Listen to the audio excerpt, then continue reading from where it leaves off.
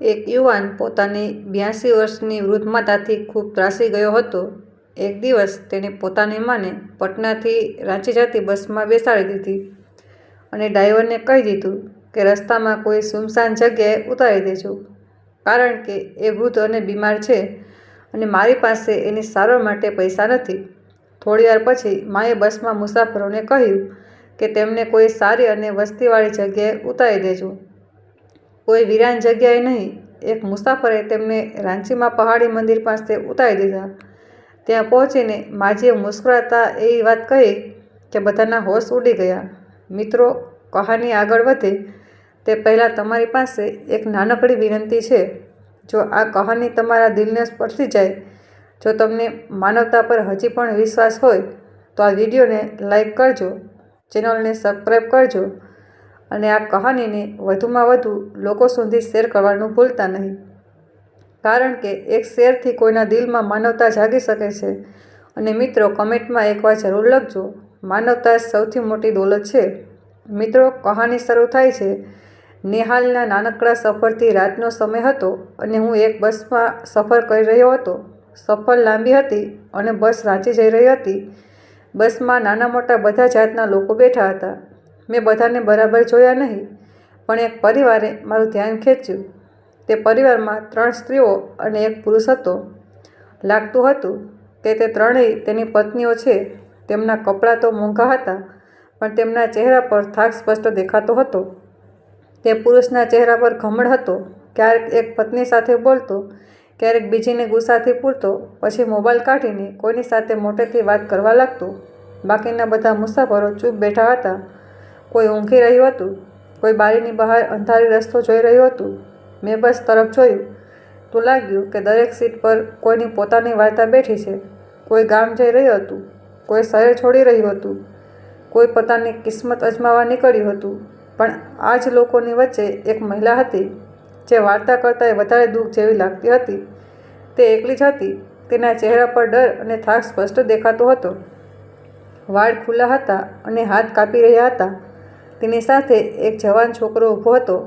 કદાચ તેનો દીકરો. તે ડ્રાઈવર પાસે ગયો, થોડા પૈસા આપ્યા અને ધીમેથી બોલ્યો, આ વૃદ્ધ મહિલા છે, બીમાર છે, એને કંઈ ખબર નથી, રસ્તામાં ક્યાંય પણ ઉતારી દેજો. આ વાત મને વિચિત્ર લાગી, કારણ કે જે પૈસા આપ્યા તે સામાન્ય ભાડા કરતાં વધુ હતા અને ટિકિટ લીધી નહીં અને ઉતારવાની જગ્યા પણ કહી નહીં. બસ પૈસા આપીને ચૂપચાપ નીચે ઉતરી ગયો. મને થયું કે ડ્રાઈવર પાસે ટિકિટ ક્યારથી મળવા લાગી. ટિકિટ તો ટિકિટ ઘરેથી મળે છે, પછી આ શું મામલો હતો? અને સૌથી વિચિત્ર વાત એ કે ક્યાંય પણ ઉતારી દેજો. માણસ સામાન્ય રીતે કોઈ ખાસ શહેર કે સ્ટોપનું નામ લે છે. કાંઈ પણ નો અર્થ સમજ્યો નહીં. મારા દિલમાં હળવી બેચેની થઈ, પણ પછી પોતાને સમજાવ્યું કે કદાચ કોઈ મજબૂરી હશે. વૃદ્ધ મહિલાની સીટ બારી બરાબર 5 જ હતી. મેં તેની તરફ જોયું તો ખરેખર લાગ્યું કે તે બીમાર છે. હાથ કાપતા હતા, ચહેરો પીળો હતો અને શ્વાસ ઝડપથી ચાલતા હતા. ક્યારેક બારીની બહાર જોતી અને ક્યારેક આંખો બંધ કરી લેતી, પણ જાણે કોઈ જૂની યાદ તેને ત્રાસ આપી રહી હોય. તેની પાસે ન પાણી હતું, ન ખાવાનું. કંઈ મેં વિચાર્યું કે આટલી લાંબી સફર છે, ઓછામાં ઓછું તેના દીકરાએ ખાવા પીવાનું તો કરવું જોઈતું હતું. બસ ધીમે ધીમે આગળ વધી રહી હતી. બહાર રાત અંધારી અને રસ્તો સુનસાન હતો.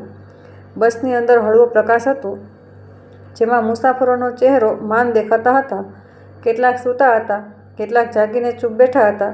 ડ્રાઈવરે રેડિયા પર જૂનું ગીત ચલાવ્યું હતું, જેનો અવાજ રસ્તાના અવાજમાં પડી જતો હતો. મેં વિચાર્યું કે આ મહિલા ક્યાર સુધી આમ ચૂપ રહેશે. તે કોઈની સાથે બોલતી નહીં, ફક્ત દુપટ્ટાનો ખૂણો પકડીને ઊંડા વિચારોમાં બેઠી રહેતી. મેં ધીમેથી પૂછ્યું, માજી, પાણી લેશો? તેણે મારી તરફ જોયું તો તેની આંખોમાં વર્ષોનું દુઃખ દેખાયું. ધીમેથી બોલી, મારો દીકરો ક્યાં ગયો? મેં કહ્યું, એ તો હમણાં જ ઉતરી ગયો છે. તમે ચિંતા ન કરો. એણે આગળ કે હું તમને ઉતારવાનું કહ્યું. તેણે કહ્યું ઉતારવાનું કહી ગયો. મેં હા પાડી તો તે ચૂપ થઈ ગઈ અને ફરી બારી તરફ જોવા લાગી. મને લાગ્યું કંઈક બરાબર નથી, કારણ કે કોઈ દીકરો પોતાની બીમાર માને એકલી આમ કેવી રીતે છોડી શકે અને ઉપરથી કહીને જાય કે ક્યાંક પણ ઉતારી દેજો. આ વાત મારા દિલને ખૂબ દુઃખ પહોંચાડી રહી હતી. મેં પોતાને સમજાવ્યું કે કદાચ એ કોઈ મજબૂરીમાં ગયો હશે અથવા આગળ કોઈને મળવા જતો હશે. થોડી વાર પછી બસ એક સુનસાન રસ્તા પર ઊભી રહી. કદાચ ડ્રાઈવર ચા પીવા રોકાયો હતો. બધા મુસાફરો સૂતા હતા. બહાર અંધારું જ અંધારું હતું. દૂર એક નાનકડી ચાની લારી ચમકતી હતી, જ્યાં કેટલાક લોકો ઊભા હતા. ડ્રાઈવર ચા પીવા ઉતરી ગયો. વૃદ્ધ મહિલા પોતાની સીટ પર ચૂપચાપ બેઠી હતી, જાણે તેને ખબર જ ન પડી કે બસ ઊભી રહી છે. તેના હાથ હજુ પણ દુપટ્ટાનું ખૂણું પકડીને હતા. મેં ધીમેથી પૂછ્યું, માજી, તમને કઈ જોઈએ? તેણે ધીમેથી કહ્યું, મારો દીકરો શા માટે ન આવ્યો? મેં કહ્યું, માજી, એ તો આગળ ઉતરી ગયો. કદાચ કોઈ કામથી ગયો હશે. તેણે કહ્યું, શું મેં કંઈ ખોટું કર્યું હતું? હું આશ્ચર્યથી તેને જોઈ રહ્યો, પણ તે ફરી ચૂપ થઈ ગઈ, જાણે પોતાની જાત સાથે વાત કરતી હોય. મને લાગ્યું કે તેની સાથે કંઈક ખૂબ ખરાબ થયું છે, પણ હું ચૂપ રહ્યો. વિચાર્યું કે મંજિલ પાસે પહોંચીને જોઈશ કે તે ક્યાં ઉતરે છે, કારણ કે ડ્રાઈવર પણ આ વાતથી બેખબર હતો. બસ અંધારા રસ્તે ચાલતી જતી હતી અને બધા મુસાફરો ખામોશીમાં ખોવાયેલા હતા. મેં બેઠક પર ટેકો લગાવીને બેસી ગયો અને ઊંઘ ના આવતી હતી. દિલ પર એક અજીબ ભારણ હતું, જાણે કંઈક ખોટું થવાનું હોય, જાણે આસપાસ પરમાં કોઈ રહસ્ય છુપાયેલું હોય. ત્યાં જ મારી પત્નીનો મેસેજ આવ્યો. તેનો મેસેજ આવતા જ મારા ચહેરા પર કળચડી પડી જતી, કારણ કે મને ખબર હતી કે હવે તે કોઈ વાત પર ઝઘડો કરશે. તેને દરેક વાતમાં તાના મારવા, ચીત પકડવી અને નાની વાતને મોટી બનાવવાની આદત પડી ગઈ હતી. હું બસમાં ચૂપચાપ બેઠો પોતાના જ વિચારોમાં ઉલઝી રહ્યો હતો. રાંચી એ જ શહેર હતું જ્યાં મારી પત્નીના માતા પિતા રહેતા હતા. લગ્ન પછી તે સતત રાંચી જવાની જીદ કરતી રહી. હર વખતે કહેતી કે ગામનું જીવન ખૂબ મુશ્કેલ છે. ન તો શોપિંગની જગ્યા છે, ન સુવિધાઓ, ન કોઈ પોતાનું. તે મને દબાણ કરીને રાંચી શિફ્ટ થવા મજબૂર કરતી હતી. આખરે તેના કહેવાથી જ મને રાંચીમાં નોકરી મળી. ઘર પણ લીધું અને તેને ત્યાં લાવ્યો. શરૂઆતમાં બધું બરાબર હતું, પણ કેટલાક મહિના પછી તેનું વર્તન બદલાઈ ગયું. પોતાની મા અને ભાઈઓની વાતોમાં આવીને મારી વિરુદ્ધ થવા લાગી અને ઘરનું સુખ શાંતિ ખતમ થઈ ગઈ. હું અવારનવાર ચૂપ રહેતો, પણ તે હર વખતે ઝઘડવાનું કોઈને કોઈ બહાનું શોધી લેતી. અને જ્યારે અચાનક ખબર આવી કે મારી મા આ દુનિયામાંથી ચાલી ગઈ છે, મારું દિલ તૂટી ગયું. મેં તેને કહ્યું કે મારી સાથે ચાલ, મને તારા સહારાની જરૂર છે, પણ તેણે સ્પષ્ટ ઇનકાર કરી દીધો. આ સાંભળીને તેણે કહ્યું કે અચાનક આટલી લાંબી સફર હું કેવી રીતે કરી શકું? તમે ચાલ્યા જાઓ, હું નથી આવી શકતી. તેની આ વાતો મારા દિલની તીરની જેમ વાગી. તે વખતે પણ મેં કંઈ ન કહ્યું, પણ મનમાં નક્કી કરી લીધું કે હવે તેની સાથે ઓછું જ બોલીશ. બસ ચાલી રહી હતી અને હું જૂના દિવસોની વાતોમાં ખોવાયેલો હતો કે ત્યાં જ મારો ફોન વાગ્યો. તેણે મેસેજ મોકલ્યો હતો, તમે ક્યાં છો અને કેટલી વારમાં પહોંચશો? હું ફોન બંધ કરવા માંગતો હતો, પણ તોય જવાબ આપ્યો કે હું રસ્તામાં છું. તેણે તરત જ લખ્યું, તમે એવું બોલો છો જાણે હું કોઈ પરાઈ છું. મેં સખત લહેજામાં કહ્યું, તારી સાથે વાત કરવાનું મન નથી. તે મારી મા સાથે જે કર્યું એ હું ક્યારેય નહીં ભૂલીશ. તેણે જવાબ આપ્યો, તમે એવું બોલો છો જાણે તમારી મા મારા કારણે મરી ગઈ હોય. બધાને એક દિવસ જવું જ પડે છે. આ વાત સાંભળતા જ મારા અંદર ગુસ્સો ભરાઈ ગયો. હું તેને લખવા માંગતો હતો કે જો તારા મા બાપ ચાલ્યા જાય તો કદાચ મને શાંતિ મળે, કારણ કે એ જ તને હર વખતે મારી વિરુદ્ધ ભડકાવે છે. પણ મેં આ વાત દિલમાં દબાવી દીધી. તોય તે ચૂપ ન થઈ અને ધીમે ધીમે મેસેજ કરતા અમારો ઝઘડો 2 કલાક સુધી ચાલ્યો. મારું સુકૂન ખતમ થઈ ગયું. બસના અવાજ છતાંય તેનો શબ્દો મારા મગજમાં ફરતા રહ્યા અને મારું મૂડ ખૂબ ખરાબ થઈ ગયો હતો. થોડી વાર પછી બસ ફરી ઊભી રહી. રસ્તાને કિનારે એક નાનકડી દુકાન હતી.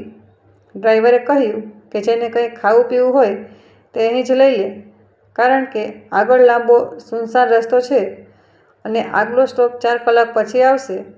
મેં આંખો બંધ કરી અને વિચાર્યું કે વૃદ્ધ માતાની પાસે તો કંઈ જ નથી, ન પાણી, ન કંઈ ખાવાનું. પછી મેં મનમાં કહ્યું કે ચાલો હું જ તેમના માટે કંઈક ખરીદી લાવું. હું નીચે ઉતર્યો તો ઠંડી હવા ચહેરા સાથે અથડાઈ અને થોડી થાક ઓછી થઈ. મેં દુકાન પરથી પાણીની બોટલ, બિસ્કિટનું પેકેટ અને એક સેન્ડવિચ લીધું. દુકાનદાર કહેવા લાગ્યો કે આગળ રસ્તો લાંબો છે, કંઈક વધુ પણ લઈ લો. પણ મારી પાસે સમય ઓછો હતો, માટે મેં ઝડપથી સામાન પેક કરાવ્યો અને બસમાં પાછો આવી ગયો. મને લાગ્યું કે તેમની ઉંમરમાં કદાચ સેન્ડવિચ ખાવું મુશ્કેલ પડે, પણ તે વખતે બીજો કોઈ વિકલ્પ પણ ન હતો. મેં આ બધી વસ્તુઓ એક થેલીમાં મૂકી અને ધીમેથી તેમની પાસે ગયો. તે પોતાની સીટ પર ટેકો લગાવીને ચૂપચાપ બેઠા હતા. આંખો બંધ હતી. કદાચ થાક હતો કે હતો ને નરમાશથી કહ્યું, માજી, આ કંઈ ખાવા પીવાની વસ્તુઓ છે, તમારા માટે લાવ્યો છું, ખાઈ લેજો, થોડું સારું લાગશે. મને લાગ્યું તે ના પાડી દેશે, કારણ કે આવા લોકો અવારનવાર શરમાઈ જાય છે. પણ જ્યારે મેં થેલી તેમની આગળ મૂકી તો તેમણે આંખો ખોલીને મારી તરફ જોયું. તેમની આંખોમાં થાક સાથે આભાર પણ હતો. તેમણે ધીમેથી કહ્યું, આભાર બેટા, અને પછી ચૂપ થઈ ગયા. મને લાગ્યું કે કદાચ તેમને ભૂખ પણ હતી કે હવે તે કોઈની સાથે બોલવાની હિંમત નહોતી રાખતા. હું પોતાની સીટ પર પાછો આવીને બેઠો અને મનમાં એક અજીબ સુકૂન અનુભવ્યું કે ઓછામાં ઓછું મેં પોતાની મા જેવી કોઈની માનું ધ્યાન રાખ્યું. બસ ફરી ચાલવા લાગી. બહાર અંધારી રાત હતી. દૂર સુધી સુનસાન રસ્તા હતા. ફક્ત એન્જિનનો અવાજ સંભળાતો હતો અને મારા દિલમાં એક ખાલીપણું હતું જે વધતું જતું હતું. વિસ્તાર વેરાન હતો અને બસવાળાએ સ્પષ્ટ કહી દીધું હતું કે અહીં કોઈને પણ ઉતરવામાં નહીં આવે. એને અહીં ખાવા પીવાની કોઈ વસ્તુ કે બાથરૂમની સગવડ પણ નહીં મળે. અચાનક ડ્રાઈવરે વચ્ચે રસ્તે બસ રોકી દીધી અને મોટેથી બોલ્યા, માજી, નીચે ઉતરો, તમારો સ્ટોપ આવી ગયો છે. હું બસના ખૂણામાં બેઠો હતો અને આ જોઈને ચોંકી ગયો કે આટલી સુનસાન અને અંધારી રાતે એક વૃદ્ધ મહિલાને શા માટે ઉતારવામાં આવે છે. હું બોલવા જતો હતો ત્યાં પાછળથી એક માણસે મોટેથી કહ્યું, અહીં આ મહિલાને કેવી રીતે ઉતારો છો? બહાર તો ફક્ત ખાલી જમીન અને અંધારું જ છે, કંઈ દેખાતું નથી. બસના બધા મુસાફરો પરેશાન થઈ ગયા કે રાતના સમયે એકલી વૃદ્ધ મહિલાને કેવી રીતે ઉતારી શકાય. ડ્રાઈવર ગુસ્સામાં બોલ્યો, મને જે કહેવાયું હતું એ જ હું કરું છું. બધા લોકો હોબાળો કરવા લાગ્યા અને મેં પણ કહ્યું કે આ બિલકુલ ખોટું છે. મેં ફરી જોર આપીને કહ્યું કે આટલી સુનસાન જગ્યાએ તેમને ઉતારવું ખૂબ જોખમી છે. જો તેમની સાથે કંઈ થઈ ગયું તો જવાબદારી આપણા બધાની હશે. આટલી વાત પર બસમાં સન્નાટો છવાઈ ગયો. તે એક માણસે કહ્યું, એના દીકરાનો નંબર પૂછો જેથી જવાબદારી નક્કી થઈ શકે. પણ વૃદ્ધ માજીએ ગભરાયેલી અવાજમાં કહ્યું, મને તો ખબર નથી મારા દીકરાનો નંબર ક્યાં છે. આ સાંભળીને હું વધુ ચોંકી ગયો કે દીકરાએ પોતાની માને આટલું પણ નથી કહ્યું કે જરૂરી માહિતી ક્યાં રાખી છે. બસમાં ફરી હોબાળો થઈ ગયો. કોઈ કહેતું હતું કે આ ખૂબ મોટું અને ખોટું ગેરમાનવીય કામ છે. કોઈ પૂછતું હતું કે આટલી સુનસાન રાતે કોઈ વૃદ્ધ મહિલાને કેવી રીતે ઉતારી શકે. ડ્રાઈવરે ગુસ્સામાં કહ્યું કે એના દીકરાએ મને પૈસા આપ્યા છે અને કહ્યું છે કે આ વૃદ્ધ છે ખૂબ તંગ કરે છે અને ઘરમાં ઝઘડા કરાવે છે, એટલે રસ્તામાં ઉતારી દેજો. આ સાંભળીને બધા લોકો ચોંકી ગયા અને બોલ્યા, આ કેટલું ખરાબ કામ છે અને તું એના કહેવાથી આવું કરે છે. મેં જોર આપીને કહ્યું, મેં પોતાની આંખોથી જોયું છે કે પૈસા લેવામાં આવ્યા છે અને હું આ વાત ક્યારેય સ્વીકારીશ નહીં. બધા મારી તરફ જોવા લાગ્યા અને આશ્ચર્યમાં હતા કે હું આટલી સ્પષ્ટ વાત કરું છું. બધાએ કહ્યું, આ કેવી વાત છે? આ તો ખૂબ ખોટું છે. શું તું ખરાબ માણસ છે? બસવાળાએ કહ્યું, ભાઈ, પૈસા મળ્યા તો કોઈને ખરાબ નથી લાગતું. હું તો મારું કામ કરું છું અને દીકરાએ જે કહ્યું તે જ કરું છું. હું બીજું શું કરી શકું? બધાએ કહ્યું કે આ બિલકુલ ગેરમાન્ય છે. પણ બસવાળો પોતાની વાત પર અડગ રહ્યો. આખરે તેણે કહ્યું, જો તમે લોકો ઈચ્છો તો માજીને તમારી સાથે લઈ જાઓ, પણ ભલા કોઈ એવું કોઈને પોતાની સાથે લઈ જાય? ત્યારે મોટી માજીએ પોતે ધીમે અને નરમ અવાજમાં કહ્યું કે તેમને અહીં નહીં ઉતારે, પણ રાજીની કોઈ પ્રખ્યાત અને સુરક્ષિત જગ્યાએ ઉતારી દેશે. તેથી પછીથી તે જો એના દીકરાને પસ્તાવો થાય અને પૂછે તો તમે કહી શકો કે પ્રખ્યાત જગ્યાએ ઉતારી હતી અને મને સરળતાથી શોધી શકે. બધાએ આ વાત સાચી માની અને બસ ફરી ચાલવા લાગી. માજીને ત્યાં આરામથી અને સુરક્ષિત બેસાડી દેવામાં આવ્યા. આ બધું જોઈને મારા દિલને સુકૂન મળ્યું, કારણ કે આપણા સમાજમાં લોકો એકબીજા માટે વિચારે છે, બોલે છે અને જેટલું બની શકે તેટલી મદદ પણ કરી દે છે. ભલે મોટા ભાગના લોકો ગરીબ હોય અને વધુ કંઈ કરી ન શકે, પણ ઓછામાં ઓછું સાચી વાત માટે અવાજ તો ઉઠાવી લે અને કોઈના હકમાં પગલું ભરી લે છે, અને એ પણ ખૂબ મોટી વાત છે. આ સાંભળતા જ મને લાગ્યું કે માનવતા હજુ જીવન છે. જ્યારે કોઈ માણસ હિંમત કરીને સત્ય અને ન્યાય માટે બોલે તો તેની અસર કોઈ એક વ્યક્તિના જીવનમાં પણ મોટો ફેરફાર લાવી શકે છે. મેં માજી તરફ જોયું. તેઓ શાંત બેઠા હતા, પણ તેમની આંખોમાં સુકૂન હતું. જાણે વિશ્વાસ થઈ ગયો હોય કે હવે તેમને કોઈ એકલા નહીં છોડે અને તેમના હકમાં જરૂર કોઈ અવાજ ઉઠાવશે. આ દ્રશ્ય મારા દિલમાં એક મજબૂત પાઠ બની ગયું કે કોઈની મદદ કરવામાં વિલંબ ન કરવો જોઈએ અને સાચી વાત માટે હંમેશા બોલવું જોઈએ, ભલે પરિસ્થિતિ કેટલી પણ મુશ્કેલ કેમ ના હોય. બસ ફરી ચાલવા લાગી અને થોડી ઝડપી થઈ. બાકીના લોકો પણ માછીને કંઈક ને કંઈક આપવા લાગ્યા. કોઈએ પાણીની બોટલ આપી, કોઈએ રોટલી શાકનું પેકેટ, કોઈએ બહારથી ગરમા ગરમ કંઈક ખરીદીને આપી દીધું. દરેકના હાથમાં થોડી ચિંતા અને નાનકડી કુરબાની દેખાતી હતી. માજી ખરેખર બીમાર લાગતા હતા. તેમનું શરીર દુખાવામાં હતું, પણ તેમની આંખોમાં આંસુ ન હતા. તે ચૂપચાપ બેઠા હતા, જાણે કડવી વાતોને દિલમાં દબાવી રાખતા હોય. તેમના હાથ કાપતા હતા, પણ તે રડતા ન હતા. કદાચ શરમ હતી, કદાચ દુઃખ હતું, કે કદાચ પોતાની છેલ્લી આશા બચાવી રાખતા માગતા હતા. ત્યાં જ પાછળથી એક મહિલા ઊભી થઈને આવી. તેની આંખોમાં પછતાવો અને દિલમાં દુઃખ હતું. તે ઊભી થઈને બોલી, તમારા દીકરાએ આવું શા માટે કર્યું? માજીએ ધીમેથી માથું હલાવ્યું અને બોલ્યા, મારી વહુ સારી નહોતી. મેં પોતાની મરજીથી મારા દીકરાના લગ્ન કરાવ્યા હતા અને પોતાની સંતાન માટે બધું જ કર્યું હતું. મેં પોતાની ખુશીઓ કુરબાન કરીને એને સુખ આપ્યું, પણ ધીમે ધીમે એ ખૂબ બદતમીજી થતી ગઈ. એ મને ખાવાનું ન આપતી, મારા કપડાં ન ધોતી. જ્યારે હું બીમાર પડતી ત્યારે કહેતી, પોતે સંભાળી લો, હું નથી સંભાળી શકતી. તમારું હોવું જ તકલીફ છે. એ મારા દીકરાના કાન ભરવા લાગી કે માના હોવાથી ઘરમાં સુખ નથી. પછી એક દિવસ તેમણે નક્કી કરી લીધું કે મને ક્યાંક છોડી દેવામાં આવે. એ દિવસથી મારી કિસ્મત બદલાઈ ગઈ અને હું એવી જગ્યાએ પહોંચી કે રસ્તામાં એકલી છોડી દેવાય, દુનિયામાં વિધવા અને નિસહાય કરી દેવાય. બસમાં હાજર એક મહિલા તેમની વાત સાંભળીને ચૂપચાપ પાછી ગઈ. તેના ચહેરા પર અફસોસ હતો, પણ કદાચ તેની પાસે કંઈ કહેવાનો સમય ન હતું. તેણે સમજી લીધું હતું કે વાત સાંભળીને આંસુ વહેડાવવું સરળ છે, પણ સાચી મદદ તો હાથ પકડીને ઊભા કરવામાં હોય છે. બસની અંદર બધાએ માજીની વાત સાંભળીને પોતાના દિલમાં ફેરફાર અનુભવ્યો અને દરેકે જેટલું બની શકે તેટલી તેમની મદદ કરવાનો નિર્ણય કર્યો. આવા કામ દેખાવમાં નાના લાગે છે, પણ તેની અસર ખૂબ ઊંડી હોય છે. સફર આગળ વધતી ગઈ. રાત વધુ ઘેરી થઈ ગઈ. જ્યારે શહેર નજીક આવ્યું ત્યારે બસ ધીમી પડી અને દૂર રાંચીની ઝગમગી લાઇટો દેખાવા લાગી. દરેક મુસાફર પોતાની મંજિલ વિશે વિચારવા લાગ્યા અને આખરે નક્કી થયું કે માજીને પહાડી મંદિરની બહાર ઉતારવામાં આવશે. આ નિર્ણય બધાએ મળીને કર્યો. બધા ઈચ્છતા હતા કે જો એ વૃદ્ધ માજીનો દીકરો ક્યારેય પસ્તાવો કરે અને તેમને શોધવા આવે તો તેમને સરળતાથી મળી જાય. જ્યારે બસ ઊભી રહી ત્યારે માજી ઉતરવા લાગ્યા અને બધા લોકોએ તેમને ચારે બાજુ એક વર્તુળ બનાવી લીધું.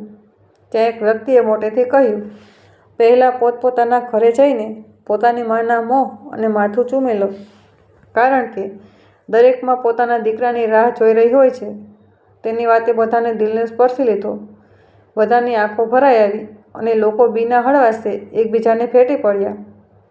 ત્યાં ચારે બાજુ માનવતા અને મોહબ્બત દેખાઈ રહી હતી. જ્યારે માજી ઉતર્યા ત્યારે એક બાળકે તેમનો હાથ પકડીને કહ્યું કે તે તમને એકલા નહીં છોડે. કોઈ તેમને પોતાના ઘરે ચાલવા કહી રહ્યું હતું, તો કોઈ તેમને પોતાની મા જેવા રાખવા તૈયાર હતું. આવી માનવતાની મિસાલો આજકાલ ઓછી જોવા મળે છે, કારણ કે રોજની ખબરોમાં આવો સાચો માનવીય વર્તન ઓછો દેખાય છે. પણ એક ક્ષણે દરેકની નજરમાં માજી માટે આદર હતો. બધાનું માનવું હતું કે એક વૃદ્ધ મહિલાનો હક છે કે તે ઠંડી કે ગરમીમાં એકલી ન રહે. હું પણ એ જ લોકોમાં સામેલ હતો. મને ખબર હતી કે મારી પત્નીની જીદ અને તંગી ઘરમાં મુશ્કેલી વધારી શકે છે. તો મેં કહ્યું કે હું માજીને મારા ઘરે લઈ જઈશ અને તેમને મારી મા જેવા રાખીશ. આ કહેતા મારું પોતાનું દિલ પણ ધ્રુજી ગયું, પણ મેં વચન આપ્યું, કારણ કે દિલ એ જ ઈચ્છતું હતું.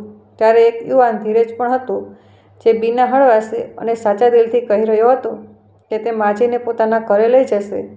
ધીરજે કહ્યું, મારા ઘરમાં મારી એક બહેન છે. મા બાપ હવે નથી. તમે માજીને મારા ઘરે લાવો. હું તેમને મા જેવા રાખીશ અને પૂરી જવાબદારી ઉઠાવીશ. તેના અવાજમાં સત્યતા અને વિશ્વાસ હતો. બધા લોકોએ જોયું કે તેના ઘરમાં માજીનું રહેવું કોઈ મુશ્કેલ નહીં બને. તે વિધુર હતો, તેની કોઈ પત્ની નહોતી, એટલે બધાને અવાજ બરાબર લાગી. અમે મળીને નિર્ણય કર્યો કે વૃદ્ધ માજીને ધીરજના ઘરે મૂકવામાં આવશે અમે બધા સાથે ચાલીશું. બધાએ ધીરજનો નંબર લઈ લીધો અને નક્કી કર્યું કે દર મહિને થોડો ખર્ચ મોકલતા રહીશું.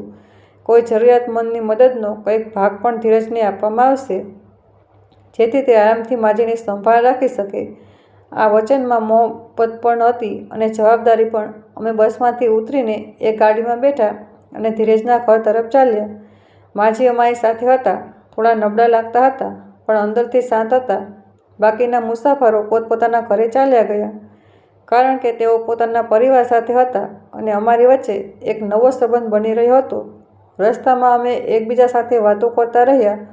કોણ ક્યાં રહે છે, કોના કેટલા બાળકો છે, કોણ કેવી પરિસ્થિતિઓમાંથી પસાર થયું છે. આ બધી નાની નાની વાતો હતી, પણ દિલને સ્પર્શી જતી હતી. મને અંદરથી અનુભવ થયો કે એક નાનકડી માનવીય મદદ કોઈની આખી દુનિયા બદલી શકે છે. મેં માજી તરફ જોયું.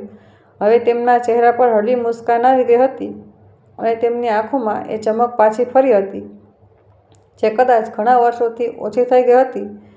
મને લાગ્યું કે કદાચ આજથી તેમના જીવનમાં એક નવું દ્વાર ખુલ્યું છે, અને આ દ્વાર અમારા મળીને લીધેલા નિર્ણયના કારણે ખુલ્યું છે. જ્યારે અમે એ છોકરાના ઘરે પહોંચ્યા, ત્યારે બિલકુલ એવું દ્રશ્ય હતું જેવું તેણે કહ્યું હતું. ઘર નાનું હતું પણ સ્વચ્છ હતું.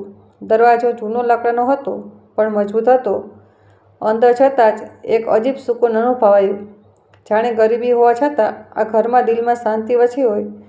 તેની એક નાની બહેન હતી, સાદી કપડામાં અને ખૂબ સારી, અને શાલીન તેના ચહેરા પર હળવી શરમ હતી, કારણ કે કદાચ તે અચાનક આવેલા મહેમાનો માટે તૈયાર નહોતી.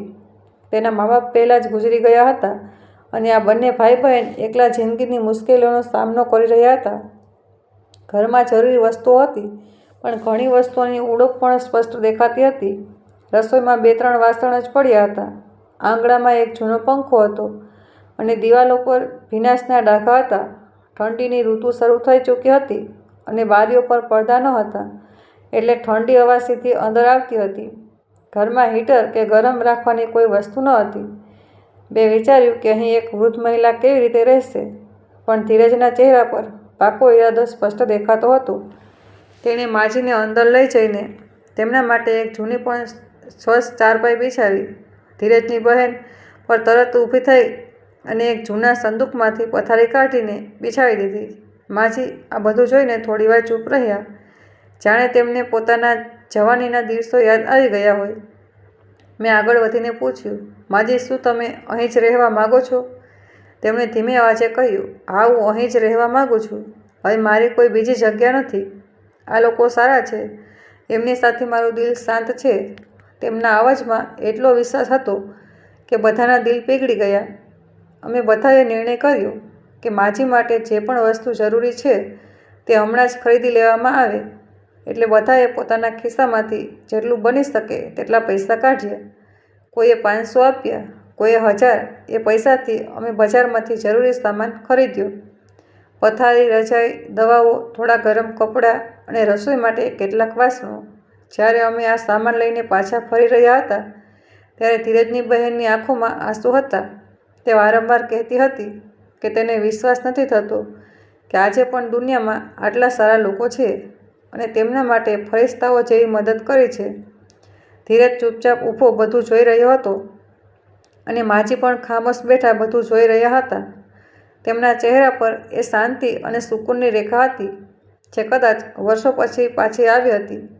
અમે ધીરજને કહ્યું કે અમે પણ રાંચીમાં જ રહીએ છીએ, પણ શહેર મોટું છે અને બધા પોતપોતાના કામમાં વ્યસ્ત રહે છે, એટલે વારંવાર આવવું મુશ્કેલ પડશે. પણ દર મહિને અમે તને એક યોગ્ય રકમ મોકલતા રહીશું, જેથી તું ઘરની જરૂરિયાતો પૂરી કરીશ અને માજીની દવાઓ તથા ખાવા પીવાનું પૂરું ધ્યાન રાખીશ. ધીરજે તરત જ કહ્યું કે અમે નિશ્ચિત રહીએ તે માજીની સંભાળ પોતાની મા જેવી રાખશે અને તેમને કોઈ તકલીફમાં નહીં રહેવા દે. તેના અવાજમાં સત્યતા હતી અને આ સાંભળીને અમારા દિલને પણ સુકૂન મળ્યું. એ પછી અમે બધાએ માજીને નમસ્તે કરી અને રજા લઈને બહાર નીકળવા લાગ્યા. ત્યાં જ માજીએ મને ઈશારાથી બોલાવ્યો. હું તેમની પાસે ઝૂકીને ગયો તો તેમણે ખૂબ ધીમેથી પોતાના દુપટ્ટાથી અંદરથી એક નાનકડી ચિઠ્ઠી કાઢી અને મારા હાથમાં મૂકી દીધી. હું આશ્ચર્યમાં પડી ગયો, કારણ કે તેમણે ચિઠ્ઠીને એવી રીતે છુપાવી રાખી હતી જાણે કોઈ મોટું રહસ્ય હોય. મેં પૂછ્યું, માજી આ શું છે? તો તેમણે કહ્યું, હમણાં ન જોજો, બસ સાચવીને રાખજો. મેં ચૂપચાપ ચીઠી ખીચામાં મૂકી દીધી અને બહાર આવીને ગયો. જ્યારે અમે ઘરે પહોંચ્યા ત્યારે મારું મન વારંવાર એ ચીઠી તરફ જતું હતું. બધા જતા રહ્યા પછી મેં ખિસ્સામાંથી ચીઠી કાઢી. તેના પર સ્પષ્ટ લખેલું હતું, મોહિત ત્રિપાઠી, અને નીચે એક નંબર નોંધેલો હતો. મેં ચીઠી હાથમાં લઈને ઘણીવાર જોઈ. મારા મનમાં અનેક પ્રશ્નો ઉઠ્યા કે જો માજી પાસે પોતાના દીકરાનું નામ અને નંબર હતું તો તેમણે અમને પહેલાં કેમ ન કહ્યું? અમે તો તે જ વખતે એના દીકરાને બોલાવી શક્યા હોત. પછી વિચાર્યું કે કદાચ માજી પોતે એની પાસે પાછા નહોતા જોવા માગતા, કારણ કે જેણે તેમને રસ્તામાં ઉતારી દેવાની વાત કરી હતી એ હવે તેમના માટે દીકરો નહોતો રહ્યો. હું ઘણીવાર સુધી વિચારતો રહ્યો. પછી મને લાગ્યું કે જો હું ક્યારેય એ વિસ્તારમાં ગયો જ્યાંથી માજી બસમાં ચડ્યા હતા તો હું એ માણસને જરૂર શોધીશ અને એને કહીશ કે તે પોતાની માને વચ્ચે સફરે ઉતારી દેવામાં વાત કેમ કરી હતી અને પૈસાના બદલામાં એક પવિત્ર સંબંધ વેચી દીધો હતો. પણ આજે એમાં એવી જગ્યાએ છે જ્યાં તેને આદર, પ્રેમ અને નવા દીકરા મળ્યા છે. તેને છોડી દીધી, પણ માજી અમારા માટે દુઆ બની ગયા. આ વિચારતા જ મને એક અજીબ સુકૂન મળ્યું, જાણે ભટકતી આત્માને રસ્તો મળી ગયો હોય. મેં આકાશ તરફ જોઈને વિચાર્યું કે માં ક્યારેય એકલી નથી રહેતી. તેમના માટે ક્યાંય ને ક્યાંય કોઈ દિલ જરૂર ધડકતું હોય છે. એ પછી અમે દર મહિને માજી માટે કંઈક ને કંઈક મોકલતા રહ્યા.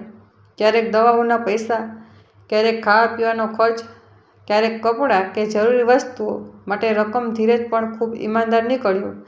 તે દર મહિને ફોન કરીને જણાવતો કે માજી કેવા છે અને તેમને કંઈ જરૂર છે કે નહીં, અને જો કોઈ મહિને અમને સમય મળતો તો તેમના ઘરે જઈને મળી આવતા. હું ધીરજને અનેકવાર પૂછતો કે શું બાકીના ભાઈઓ પણ મળવા આવે છે? તો તે હસીને કહેતો, હા, તમે બધા આવો છો. જેને જૂતાની દુકાન છે એ ભાઈ પણ આવે છે. બધા આવે છે અને પોતાની ક્ષમતા મુજબ મદદ પણ કરે છે. આ સાંભળીને મને એક અજીબ સુકૂન મળતું. દિલમાં લાગતું કે આપણા સમાજમાં આજે પણ લાગણી બાકી છે. માનવતા હજુ ખતમ નથી થઈ અને લોકો એટલા ખરાબ નથી જેટલે આપણે સમજીએ છીએ. ભલે દરેક વ્યક્તિ ખૂબ મોટું કામ ન કરી શકે, પણ થોડુંક એસા જરૂર રાખે છે અને એ જ એ દુનિયા જોડી રાખે છે. આમ જ કેટલાક સમય વીતી ગયો અને દિવસો, મહિનાઓ બદલાઈ ગયા અને મહિનાઓ હું મારા કામમાં વ્યસ્ત થઈ ગયો. પછી એક દિવસ અચાનક મારે મારા ગામ જવું પડ્યું. એક જરૂરી કામ હતું એટલે સફરની તૈયારી કરી અને નીકળી પડ્યો. ગામ પહોંચતા જ મારા મનમાં વારંવાર એ જ વાત આવવા લાગી કે જે માણસે પોતાની માને રસ્તામાં એકલી છોડી દીધી હતી એ કેવો માણસ હશે? શું તેના ચહેરા પર સુખ હશે કે પોતે કરેલા કામનો પસ્તાવો હશે? મારા અંદર એક કસક હતી કે જો હું એને શોધવાનો પ્રયત્ન ન કરું તો કદાચ આ બેચેની ક્યારેય ખતમ ન થાય. હું વિચારતો હતો કે આપણી પોતાની માં તો આ દુનિયામાંથી ચાલી ગઈ અને અમે એની સેવા પણ બરાબર ન કરી શક્યા. હું વિચારતો હતો કે જ્યારે એક માં હજુ જીવત હતી ત્યારે એની સંતાને એને એવી આવો વર્તાવ કેમ કર્યો જે કોઈ દુશ્મન સાથે પણ નથી કરતો. હું મનોમન નક્કી કરતો હતો કે જો એ દીકરો મળી જાય તો એને જરૂર એની ભૂલ બતાવીશ. ઘણા દિવસો સુધી હું એને શોધતો રહ્યો. ગામના લોકોથી એને ઘરવાળાઓથી જે કોઈ એને ઓળખતું હતું એની પાસેથી બધા એટલું જ કહેતા કે હા, એ અહીં જ રહેતો હતો, આ એનું નામ છે અને આ એનો નંબર છે. પણ નંબર બંધ જ છે. કેટલાક ચૂપ થઈ જતા, જાણે કોઈ મોટા રહસ્યનો ઉલ્લેખ ન કરવા માગતા હોય. પછી એક દિવસ મારી મુલાકાત એક વડીલ સાથે થઈ. મેં તેમને પૂછ્યું તો તેમણે ધીમેથી કહ્યું, બેટા, તને ખબર નથી એની સાથે શું થયું? મેં કહ્યું, ના. તેમને જણાવ્યું કે લગભગ 9 મહિના પહેલાં 25 તારીખે એ પોતાના ઘરમાં પોતાની પત્ની સાથે હતો. બંને હસતા બોલતા હતા કે અચાનક વીજળીનો આંચકો લાગ્યો અને બંનેનું ત્યાં જ મૃત્યુ થઈ ગયું. આ સાંભળીને હું ચોંકી ગયો, કારણ કે ઠીક એ જ દિવસ 9 મહિના પહેલાં 25 તારીખે અમે વૃદ્ધમાં સાથે બસમાં મળ્યા હતા, જેને એના દીકરાએ પૈસા આપીને ડ્રાઈવરને કહ્યું હતું કે રસ્તામાં ક્યાંય પણ ઉતારી દેજો. જે દિવસે એણે પોતાની માને છોડી દીધી હતી એ દિવસે એનું પોતાનું જીવન પણ ખતમ થઈ ગયું. આ વિચારતા જ મારું શરીર કાપી ઉઠ્યું. હું ઘણીવાર સુધી ત્યાં બેઠો વિચારતો રહ્યો કે આ સંયોગ હતો કે એનું પરિણામ, અને અનુભવ થયો કે ક્યારેય માનું દિલ દુખાડું ખૂબ ભારું પડી જાય છે. કદાચ કોઈ માની બદદુઆ ઉપર પહોંચવામાં વાર નથી લાગતી. એ જ વખતે મેં નક્કી કર્યું કે હું આ વાત માજીને ક્યારેય નહીં કહું. સંતાન જે પણ હોય, મા માટે તો એ સંતાન જ રહે છે. ભલે કેટલું દુઃખ આપે, મા એના માટે બદદુઆ નથી કરતી. એ હંમેશા એના માટે ભલાઈ અને દુઆ જ કરતી રહે છે. આ વિચારતા જ મારું દિલ ધડકતું રહ્યું કે જો હું માજીને સત્ય કહી દઉં તો તેનું દિલ તૂટી જશે, તેમની છેલ્લી આસ્થા પણ બુઝાઈ જશે અને તેમની આંખોની એ ચમક ખતમ થઈ જશે જે તેમને જીવંત રાખી છે. કેટલાક દિવસ પછી હું પાછો રાંચી આવી ગયો. જ્યારે હું ફરી માજીને મળવા ગયો ત્યારે તેમની તબિયત પહેલાં કરતાં વધુ સારી હતી. તેમના ચહેરા પર એ જ સંતોષ હતો જે હવે સુકૂનમાં બદલાઈ ગયો હતો. તેમનું શરીર પણ પહેલાં કરતાં મજબૂત લાગતું હતું અને વાતોમાં તાજગી હતી. હું તેમને પાસે બેઠો. તેમણે પૂછ્યું, બેટા, તું ત્યાં ગયો હતો? મેં કહ્યું, હા, ગયો તો હતો. પછી તેમણે પૂછ્યું, મારા દીકરાને મળ્યો? મેં હસીને કહ્યું, હા, મળ્યો હતો. તે બોલ્યો, એ ખુશ છે? ને મેં કહ્યું, હા માજી, એ ખુશ છે. બિલકુલ ઠીક છે, એવી હાલત પણ સારી છે. તમે બિલકુલ ચિંતા ન કરો. માજીના ચહેરા પર હળવી મુસ્કાન આવી. તેણે આંખો બંધ કરીને કહ્યું, બસ, જો એ ખુશ છે તો હું પણ ખુશ છું. તેમને આ વાત સાંભળીને મારા દિલમાં એક અજીબ દર્દ ઉઠ્યું, પણ મેં એને છુપાવી લીધું. આજ સુધી મારી હિંમત નથી થઈ કે માજીને કહું કે તેમનો દીકરો હવે આ દુનિયામાં નથી. દરેક વખતે હું એમ જ કહી દઉં છું કે ક્યારેક તેની સાથે મુલાકાત થઈ જાય છે. એ ઠીક છે, ખુશ છે, પોતાના જીવનમાં વ્યસ્ત છે. અને આ સાંભળતા જ માજીની આંખોમાં ફરી એક ચમક ઝબકી ઉઠે, જાણે બુઝાયેલો દીવો ફરી સળગી ઉઠ્યો હોય. તે હસે છે અને હું તેમની મુસ્કાન જોઈને ચૂપચાપ માથું નમાઈ લઉં છું. ક્યારેક જ્યારે હું તેમને મળવા જાઉં ત્યારે વિચારું છું કે દુનિયામાં કેવા કેવા લોકો હોય છે. કેટલાક માને બોજ સમજે છે અને કેટલાક એવા પણ છે જે વૃદ્ધ માને પોતાના જાન કરતાંય વધુ આદર આપે છે. જ્યારે હું ધીરજ અને એની બહેનને જોઉં છું ત્યારે લાગે છે કે માણસ ઈચ્છે તો ગરીબ હોવા છતાંય દિલથી અમીર હોઈ શકે છે. કારણ કે સાચી દોલત દિલની હોય છે, ઘરની નહીં. અને જે ઘરમાં માનો છાંયો હોય એ ઘર ક્યારેય ખાલી નથી રહેતું. પછી એવું પણ થયું કે માજીને હું કેટલાક દિવસો માટે મારા ઘરે લઈ આવ્યો. કારણ કે મારી પત્નીને ડિલિવરી થઈ હતી અને મને એવી કોઈ સ્ત્રીની જરૂર હતી જેને બાળક સંભાળવાનો અનુભવ હોય. જ્યારે મેં માજીને બોલાવ્યા ત્યારે તેમના ચહેરા પર એક અલગ જ ખુશી હતી, જાણે તેમને અંદરથી ફરીથી જિંદગી પાછી ફરી હોય. હું વિચારવા લાગ્યો કે આ સ્ત્રી કેટલી નેક અને સબરવાળી છે. જેણે આટલી મુશ્કેલીઓ ઝેલી તેણે ક્યારેય ફરિયાદ નથી કરી. જ્યારે તે મારા ઘરે આવ્યા ત્યારે હું થોડો ગભરાયો. મને લાગ્યું કે મારી પત્નીને કદાચ સારું ન લાગે. પણ આશ્ચર્યની વાત એ હતી કે મારી પત્નીએ તેમની સાથે ખૂબ પ્રેમથી વાત કરી અને માજીએ પણ પોતાની મીઠી વાણીથી તેનું દિલ જીતી લીધું. જેવા તે ઘરમાં પ્રવેશ્યા, ઘરમાં બરકત જેવું લાગ્યું અને વાતાવરણ બદલાઈ ગયું. તેમણે સૌથી પહેલાં બાળકને જોયું અને મારી પત્નીને આશીર્વાદ આપ્યા. ભગવાન તમને ખુશ રાખે, તમારા બાળકને સુરક્ષિત રાખે અને તેને કંઈ દુઃખ ન મળે. માજીએ પોતાના હાથે બાળકને ખોળામાં લીધું તો જાણે ઘરમાં નવી રોશની ફેલાઈ ગઈ. તે કહેવા લાગ્યા કે બાળક ખૂબ પ્યારો છે અને તમારા બંને માટે ખુશીઓ લાવશે. મેં જોયું કે જ્યારે પણ માજી એને ખોળામાં લે ત્યારે બાળક તરત જ હસી પડે અને જાણે એ તેમને ઓળખતું હોય.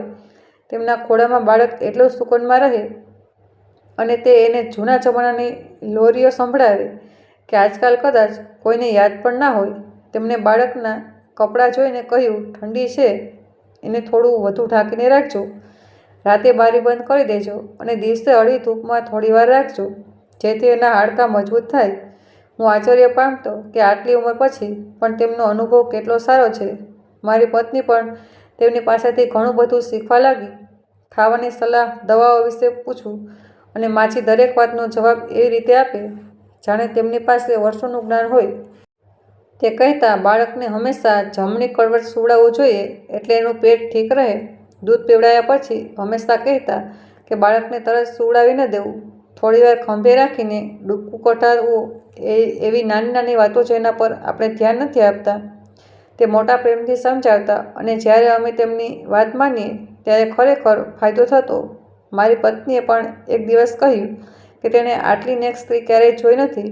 તે તો જાણે એક ફરિશ્તા છે. હું પણ વિચારતો હતો કે જો સ્ત્રી પોતાના દીકરાથી છૂટી પડી તો એ બીજાના દીકરાને પોતાના માનીને એની સેવા કરે અને એ સામાન્ય માણસ ન હોઈ શકે. માજી અમારા ઘરે આવ્યા તો જાણે બરકત અને રહેમત આવી ગઈ.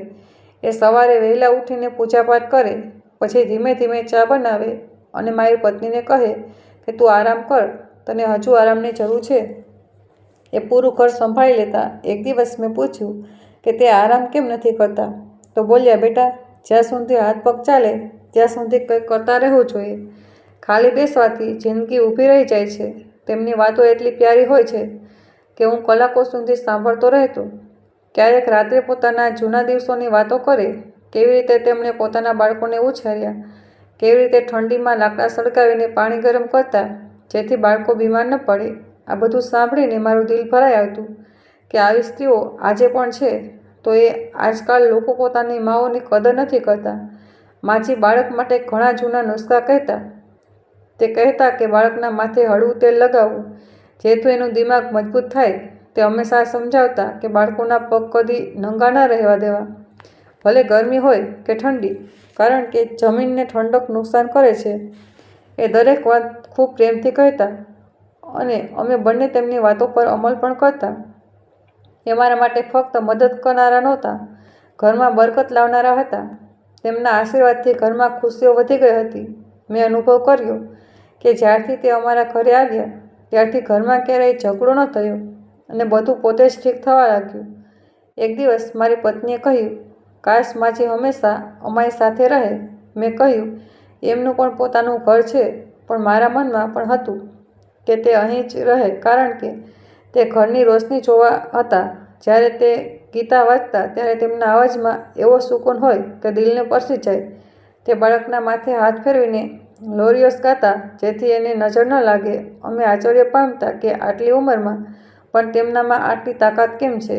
કેટલાક દિવસ પછી જ્યારે તે પોતાના ઘરે પાછા જવા લાગ્યા ત્યારે ઘર ઉદાસ થઈ ગયું. મારી પત્ની રડવા લાગી અને બોલી કે માજીએ તો એનું દિલ જીતી લીધું છે, એ તેમના વિના કેવી રીતે રહેશે.